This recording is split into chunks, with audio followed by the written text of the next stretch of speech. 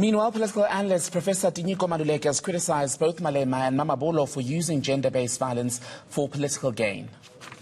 It was totally unnecessary for a country like ours, which does have a gender-based violence problem, for such a problem to be brought into the National Assembly in the way that it was brought, not just by the EFF, but also by the ANC, if you include in this the utterances of one boy, Mamabolo, who basically accused the leader of the EFF of domestic abuse without providing any proof thereof. I think it is a sad day in the politics of the country that we as a people have to listen to these attempts really at smear politics, using an issue that is as important and as live as gender-based violence and domestic abuse. Let's talk more then about the scenes that played out in Parliament. For that, we're joined by political analyst Professor Lesiba Teffo. He's live for us in our Pretoria studios tonight. Prof, a very good evening to you. Thank you for your time.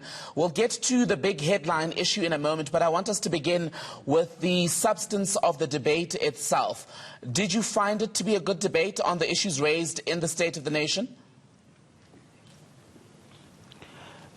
Look, so many things were touched on. But how many of those were new? Safe to say the speaker, maybe the language, here and there the commas and the full stops different, but in the thrust of it, for me, was a repetition of what transpired yesteryear.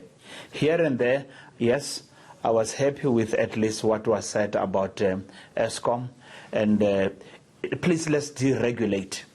And incidentally, let me mention this at the outset. When we all feel the pinch, we tend to act ad idem as South African. We become one. Even the unions, suddenly, because of load shedding or power outages, they are agreed now that at least let's have private partners come on board to generate electricity.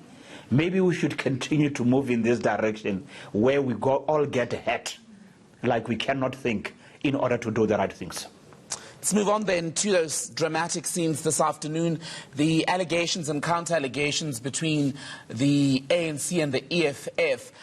A lot of that, people are saying, is quite symptomatic of South Africa's somewhat flippant attitude in dealing with issues of gender-based violence. But what message does it take home about a political leadership that then descends an entire house into chaos instead of engaging quite constructively and seriously on a very important issue? If you like, you might say, I am surprised that things reach this stage. But certain things happen in incremental fashion. The attitude and the disposition of the political leadership of the country, one way or another, they've been inching in this direction. Lack of decorum, lack of respect. It doesn't matter their political differences, but please disagree without being disagreeable. Remember out there, the young men and women. And as a teacher, I'm always mindful. What is the message that I send to those that tomorrow will take the baton and lead the country? If only they can be mindful that out there are people who are looking up to us and up to whom tomorrow will look for leadership. Otherwise, let me invite the president and the political leadership in that hallowed building to go and read section 195 of the Constitution of the Republic of South Africa. Values and principles that must undergird, guide, and imbue the political leadership and indeed the public servants. And the president of the country is public servant number one.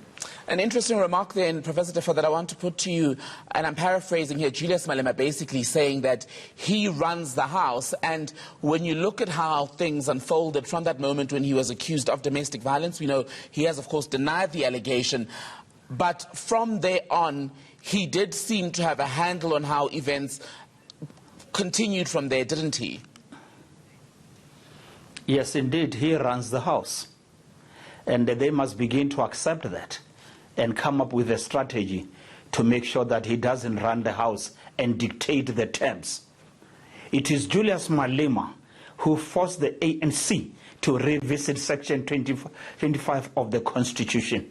Had it not been for him, they wouldn't have gone to the extent that they've gone right now. And indeed, I'm one of those who say that section adequately addresses what we want to address. The ANC just lacked the political will to do the right thing, and as a result, ended up going in this direction. Coming back to today, he invited them into a terrain where they quickly jumped into, and he emerged as calling the shots, directing them, and literally telling them, I am in charge.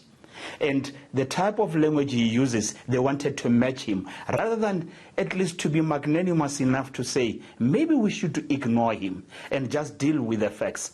But when Boy Mamabolo descended into that den of the lion to try to go toe-to-toe with a man you know is at his best when he does that, I thought, yes, it's a pity, it's unfortunate, yet at the same time, by the way, these are the people I must look up to as my political leader.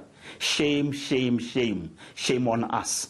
You've got Professor Teffo, Phemima Jodina, who's still a fairly new chief whip of the ANC. Her role, of course, is to lead the ANC caucus in the House. Surely then, as the majority party, the governing party, her failure to sort of get the party together in a coherent fashion going into the session and making sure that as the party with the numbers they stay ahead speaks quite poorly of her performance in the role.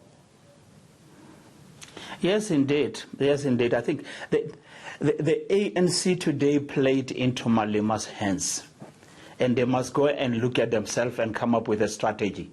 There's an expression that says, never descend into an arena whereby people will fail to recognize the difference between a criminal or a victim and with the one that ought to provide leadership. Sometimes, even if it means giving the other cheek. I think in the interest of the higher good is the message, the signal I give out there to the people. Even if it is at my expense, and many men and women sacrificed a lot in order to bring us where we are.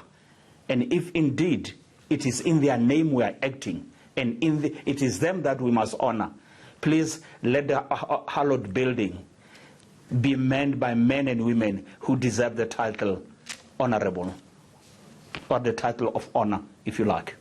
Political analyst Lesiba Teffo, Professor Lesiba Teffo, joining us from our Pretoria studios. Thank you, as always, for your time on Nightline.